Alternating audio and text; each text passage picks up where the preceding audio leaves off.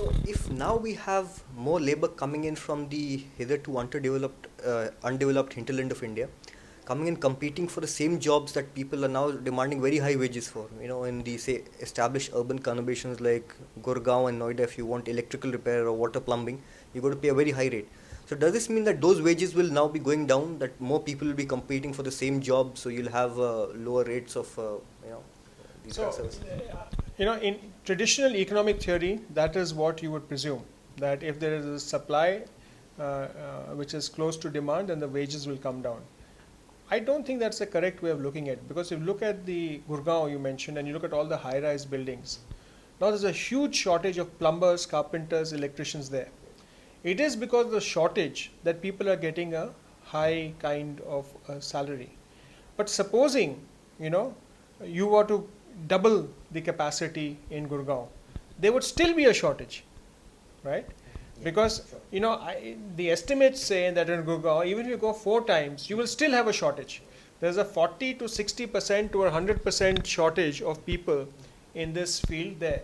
So when you skill people and bring them in, right, the work will get done faster. There's enough work, right? Currently, work is languishing because people are not there, right? So what should normally take you to paint a house or to wire a house take one day takes you 3 to 4 days, and there's a queue of houses which are actually there to be done. So I think it is not a shortage.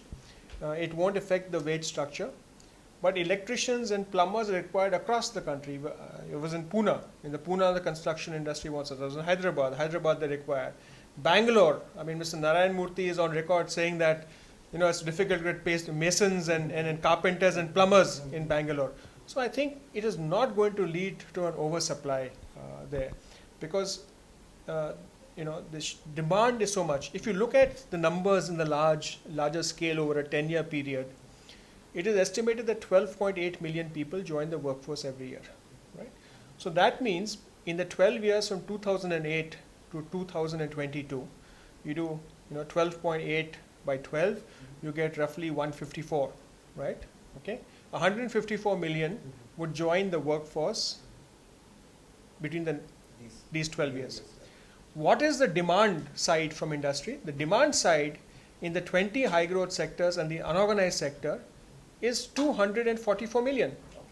That means you've got to take roughly 97 million people, 95, 97 million people who are not looking or who are already existing in the in doing various kinds of other occupations, possibly agriculture. We need to skill them and get these skill 100% of all these 128 million people who are going to join the workforce here, and make sure that they get employed.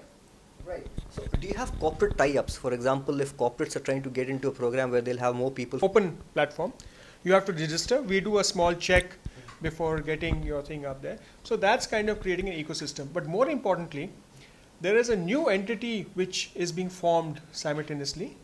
It is known as a Sector Skill Council. The Sector Skill Council is run by the industry association or a group of industry associations or an educational institution which is in that sector. And that tries to do a labor market information system by projecting how many people are required annually in different parts of the country in different skill sets, who are the training organizations, who are the companies who are recruiting them, making that connect. So therefore, you can make that connect. Now, what NSDC has done is we have funded about 19 companies to start this work, start training. Another 11 companies, right, are being approved by the board, but yet have to be given funding because we are in, signing the loan agreement or the equity agreement or whatever it is. Now, these companies actually reach out to industry.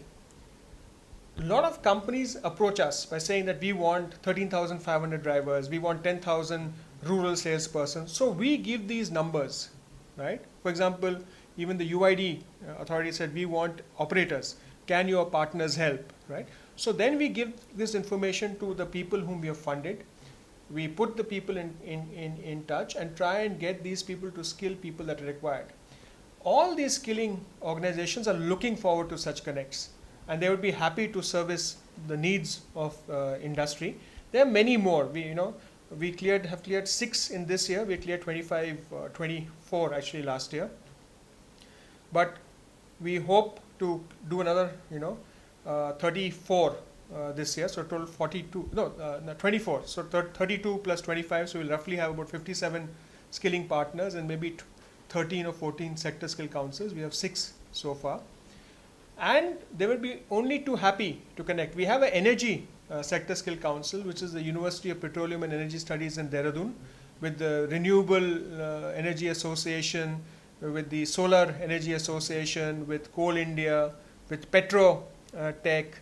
So it is looking at, I'm not too sure whether IPPAI is part of that, but I know that NTPC is part of that, and the Power Grid Corporation have like. So this would then actually work with the private sector and with any sector to ensure that people are available.